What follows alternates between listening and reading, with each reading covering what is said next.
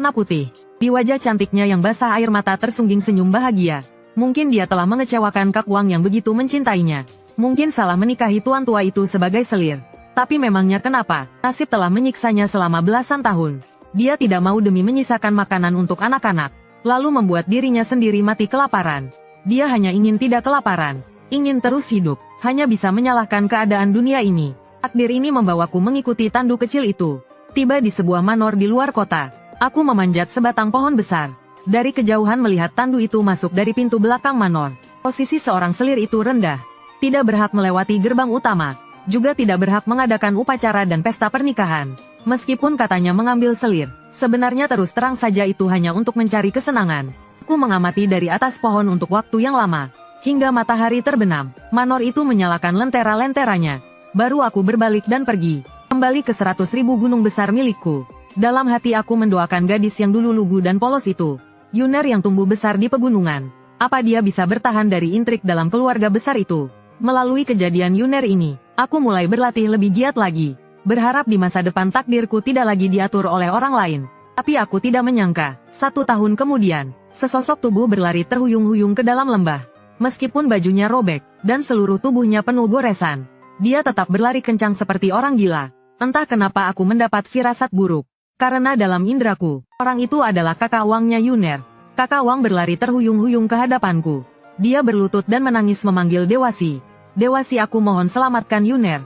Mendengar teriakan itu, aku langsung berubah menjadi seberkas cahaya putih dan melesat keluar gunung. Masih di lereng bukit yang sama, ayah dan ibu Yuner, beserta para penduduk desa menemani gadis yang sekarat itu. Seiring dengan kemunculanku, semua orang serentak berlutut di tanah. Yuner yang terbaring di atas tikar menatapku. Wajahnya menunjukkan senyum pucat, senyum yang begitu lega, begitu indah dan menyedihkan. Saat itu tubuhnya penuh dengan luka. Sepertinya disebabkan oleh pukulan tongkat. Ibu Yuner sangat berharap, berlutut memohon selamatkan Yunerku. Sayangnya aku tidak bisa menyelamatkan orang. Pukulan tongkatnya sangat parah, melukai organ dalam. Obat-obatan pun tak mampu menyembuhkannya.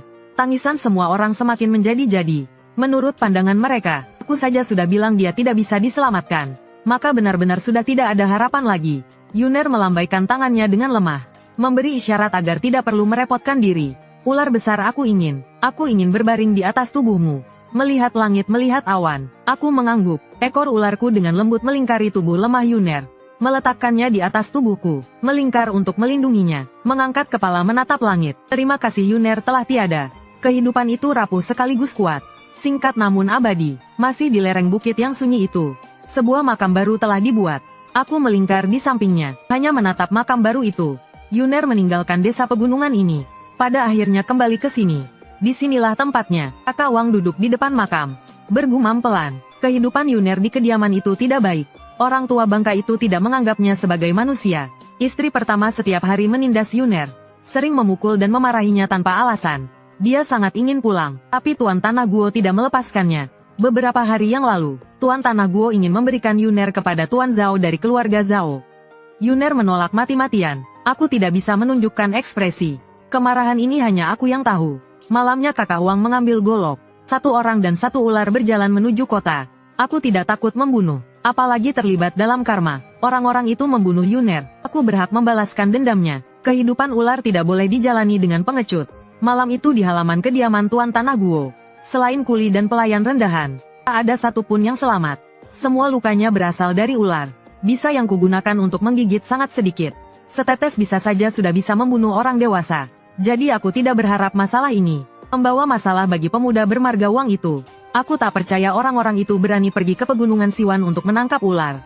Setelah kembali ke desa pegunungan, kakak Wang memberitahu Yuner bahwa dia sudah membantunya membalas dendam. Kelak dia juga akan mencari seorang gadis untuk dinikahi dan memiliki anak.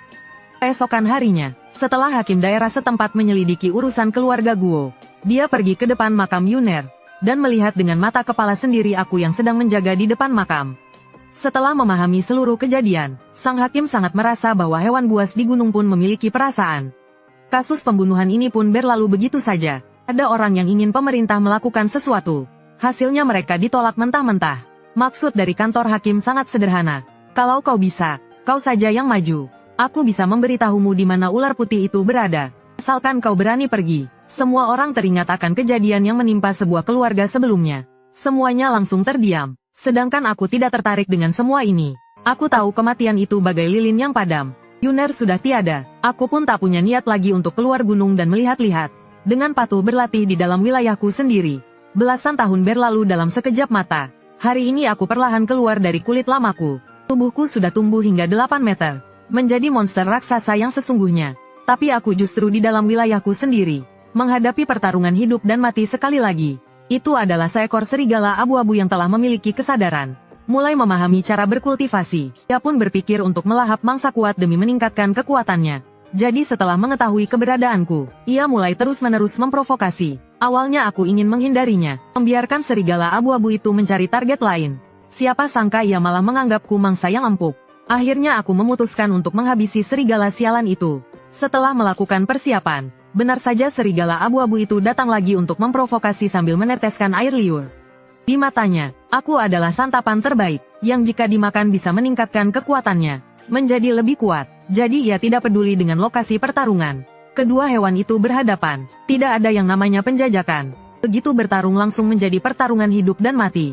Aku sengaja menunjukkan kelemahan, menggunakan tubuhku sendiri sebagai umpan, memancing serigala abu-abu itu untuk maju. Saat mulut serigala itu menggigitku, aku menyuntikkan racun setajam jarum ke punggungnya. Taring serigala yang tajam membuat mulutku berlumuran darah. Serigala abu-abu itu terstimulasi oleh darah dan bertarung lebih nekat. Sisi liarku juga ikut terpicu. Akhirnya serigala abu-abu itu kuseret ke dalam lubuk yang dalam. Saat tercebur ke dalam air, serigala abu-abu itu tahu riwayatnya tamat. Di dalam air ia sama sekali tidak berdaya. Pertarungan itu terlihat singkat, padahal sebenarnya berlangsung lebih dari setengah jam. Lukaku juga karena kehilangan banyak darah, membuat seluruh tubuhku sangat lelah. Aku sangat perlu melahap darah dan daging. Seiring dengan menelan banyak darah serigala murni, aku hanya merasa perutku panas membara. Ditambah lagi dengan lukaku yang parah. Aku pun pingsan. Tubuh ular raksasaku hanyut mengikuti arus sungai ke hilir. Pada saat yang bersamaan, pintu kayu di samping sebuah gubuk jerami terbuka. Muncullah seorang nenek berambut putih dengan wajah yang ramah. Dia membawa baskom kayu berisi pakaian pergi ke tepi sungai. Seekor anak anjing kampung berwarna kuning yang baru disapih mengikuti di belakang dengan riang. Tiba-tiba anjing kuning kecil menggonggong ke arah sungai. Awalnya nenek tidak peduli, sampai dia tiba di tepi sungai. Melihat sosok besar di air dangkal itu, brak, baskom kayu jatuh ke tanah.